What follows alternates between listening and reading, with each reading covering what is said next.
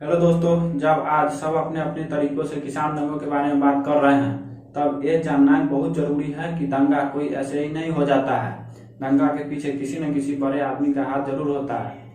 तो ये जानने के लिए हम पिछले 2-3 दंगों की बात करेंगे, जैसे 2002 के गुजरात दंगा, 2020 का दिल्ली दंगा, 2021 का अभी जो किसान दंगा हुआ उसके बारे में हम बात करेंगे। तो शुरू करते हैं 2002 के गुजरात दंगा से। 2002 के गुजरात दंगा में मुख्य आरोपी बाबू बजरंगी को जब तक जिंदगी रहेगी, जब तक की सजा सुनाई गई। आमतौर पर उम्र कैद की सजा 14 साल ही होता है, पर बाबू बजरंगी को जब तक की जिंदगी रहेगी, जब तक की सजा सुनाई गई। ऐसा इसलिए कि बाबू बजरंगी ने अपना गुनाह खुद कबूल किया था, और यह गुनाह इतना भयानक था कि आपको भी सुनकर दिल दहल जाएगा। बाबू बजरंगी ने एक महिला को, प्रेग्नेंट महिला को विष से ही चीर डाला था और न जाने कितना हत्या किया था। और इस हत्या के बारे में गृह राज्य मंत्री को फोन करके बताया था बाबू बजरंगी ने। ये आप खुद सुनिए बाबू बजरंगी का बयान। हमारी एफआईआर में लिखा गया है एक प्रेग्नेंट थी, उसको हमने चीर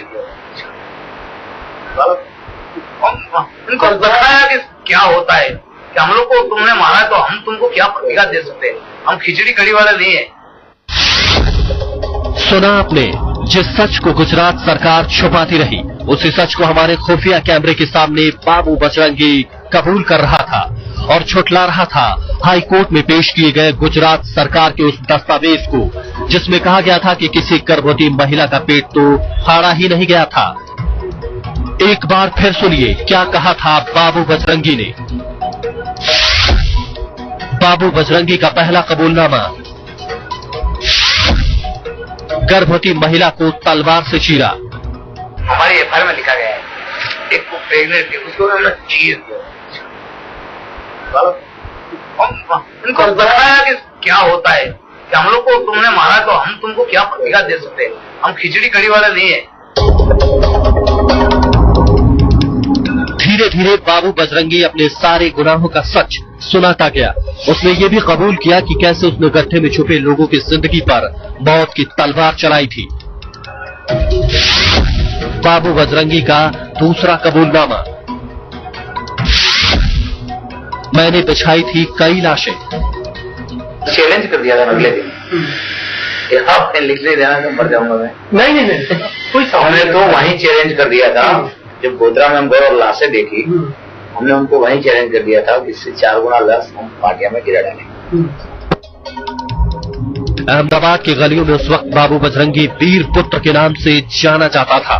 वो 20 साल तक बीएसपी का नेता रहा और बाद में शिवसेना में शामिल हो गया, लेकिन उसकी सीधी पकड़ मोदी सरकार में थी।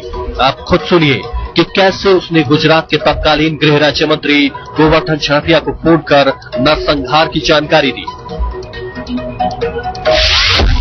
बाबू बजरंगी का तीसरा कबूलनामा। गृह राज्य मंत्री को दी कत्लेआम की जानकारी। एक बहुत बड़ा खड्डा था, उसमें सब जाके छुप गए, तो चारों बार से घेर लिया और जो था वो था छुप के पूरा कर दिया। उससे हमने बोल दिया फिर 7 बजे वहाँ पाटिया में, पाटिया कहते हैं ना उसको, पाटिया में बताइए ना, पाटिया किस तरीके का है? पाटिया एक एसटी का वर्कशॉप है, उसके बाद दीवार है, उसके बाद में पाटिया है। तो उसको पार्टी के सामने मस्जिद है, उसके साथ में एक खड्डा भी है बहुत बड़ा, वहाँ मैदान में सबको मारा हुआ। हमने 7 बजे फोन करके गृह मंत्री को बता दिया था और जयदीप भाई को भी बता दिया था कि इतने लोग मरे हैं, आप लोग संभाल लेना। सुना आपने, जिस गृह राज्य मंत्री के अंडर पुलिस महकमा होता है, उसको एक दंगाई रिपोर्ट कर रहा था। इसके अलावा बाबू बजरंगी ने गुजरात बीएचपी के महासचिव जयदीप पटेल को भी फोन करके अपने घिनौने पापों का ब्यौरा दिया। एक बहुत बड़ा खड्डा था, उसमें सब जाके छुप गए, तो चारों बार से घेर लिया और जो था वो था छुप के पूरा कर दिया। उससे हमने बोल दिया फिर 7 बजे वहाँ मंत्री को बता दिया था और जयदीप भाई को भी बता दिया था कि इतने लोग मरे हैं, आप लोग संभाल लेना। मंत्री जी ने तुरंत ही बजरंगी को अहमदाबाद से भाग जाने की भी सलाह दी थी। ये भी आप बजरंगी के ही मुंह से सुन लीजिए। बाबू बजरंगी का चौथा कबूलनामा। गृह राज्य मंत्री ने कहा, भाग जाओ। मेरी बातचीत हुई गुरुजन जनवरी से, मैंने बोला साहब ऐसा ऐसा हो गया। बोले तुम भाग जाओ, गुजरात छोड़ दो, भाग जाओ। मैं बोला ये क्या हुआ? तो बोले नहीं तुम भाग जाओ। बोले तुम ये भी मत बोला कि मेरे से बात हुई। बाबू बजरंगी का ये कबूलनामा कई सवाल खड़े कर गया। क्या कोई दंगाई कत्लेआम के बाद गृह राज्य मंत्री को फोन करने की हिम्मत कर सकता है? क्या कोई दंगाई गृह राज्य मंत्री से मामला संभालने के लिए कह सकता है? क्या गृह राज्य मंत्री किसी दंगाई को छुपने और भाग जाने के लिए कह सकता है? कायदे से इन सवालों का जवाब मोदी सरकार को देना चाहिए था, लेकिन ऐसा नहीं हुआ। दूसरा मुख्य आरोपी बीजेपी विधायक माया कोटलानी थी, जिसको 28 साल की सजा सुनाई गई। ये दंगाइयों का अगुवाई कर रही थी। बात की है कि दंगाइयों की अगुवाई वो लोग कर रहे थे जिनके कंधों पर राज धर्म निभाने की जिम्मेदारी थी। जी हाँ, इस भीड़ की अगुवाई इस दौरान की बीजेपी विधायक माया कोटलानी खुद कर रही थी। नाम माया कोटलानी, मोदी सरकार में पूर्व मंत्री।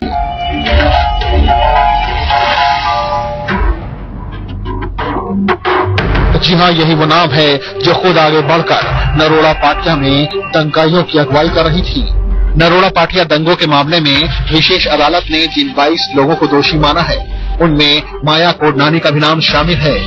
माया कोटलानी पहली महिला विधायक हैं जिन्हें नरोड़ा पाटिया दंगे के लिए 28 साल की सजा सुनाई गई है।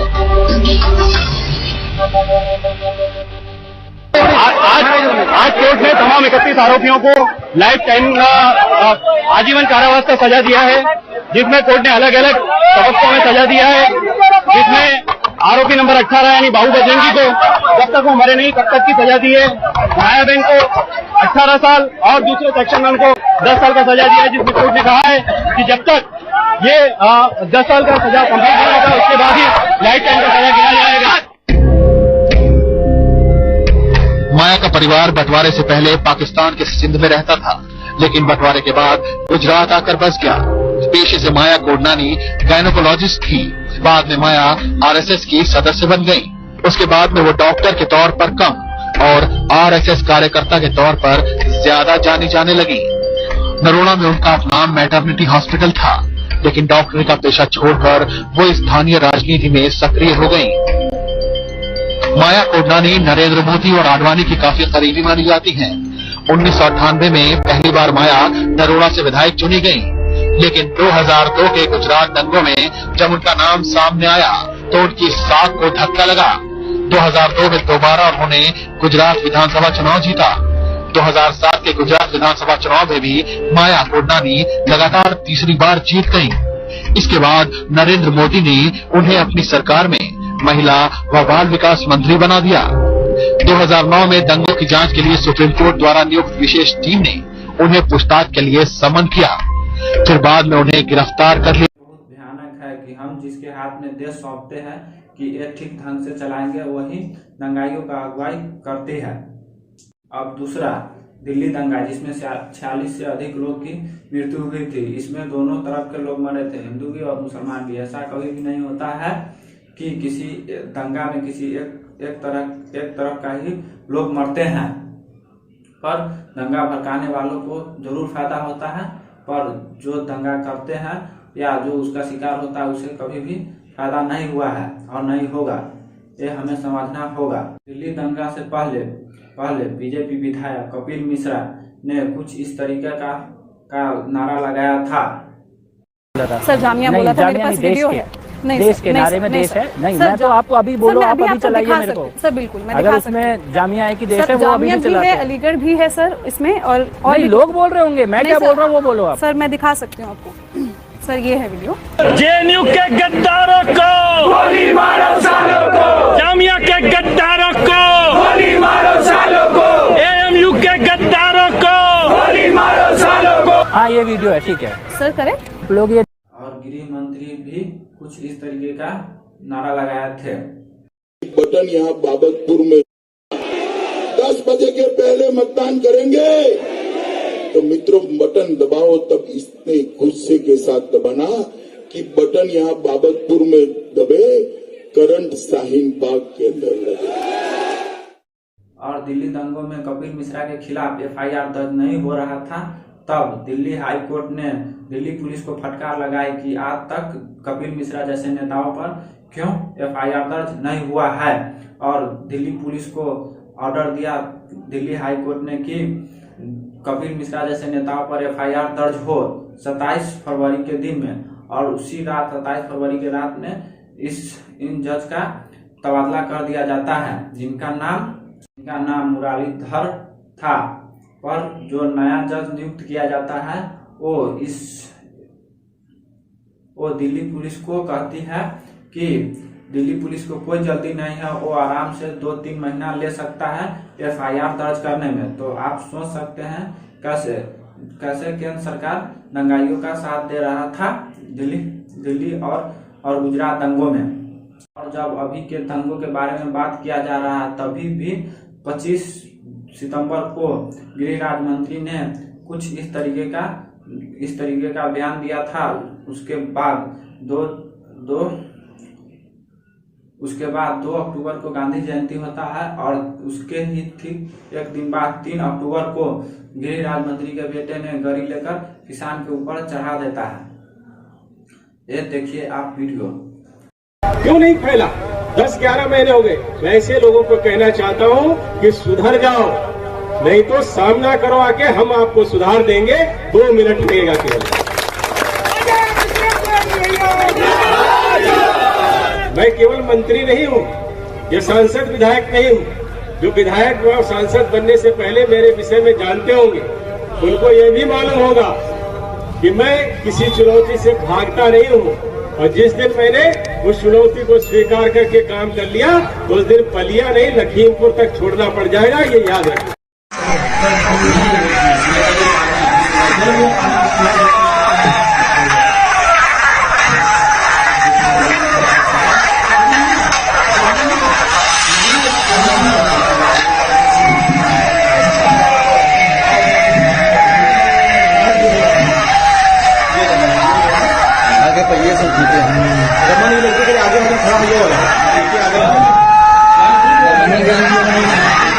फिर गिरिराज मंत्री और उसके चाटुकार पत्रकार और अन्य लोग बोलते हैं कि किसान पहले हमला किया था पत्थर से, उसके बाद गरी का कंट्रोल खो गया और चढ़ गया।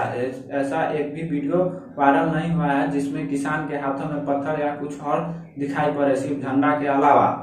पर जिस तरीके से ये गाड़ी आकर किसानों को रोनती चली जा रही है, उससे एक ही बात स्पष्ट होता है कि ये पूरा गिरिराज मंत्री के बयान पर आधारित है।